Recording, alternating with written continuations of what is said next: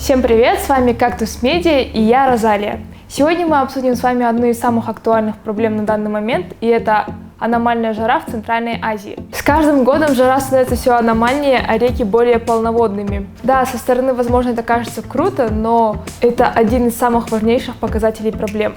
Абсолютный максимум летнего периода в Кыргызстане наблюдался в 1983 году. В этом году, в период с 14 по 17 июля, температура держалась на уровне с 32 до 42 градусов.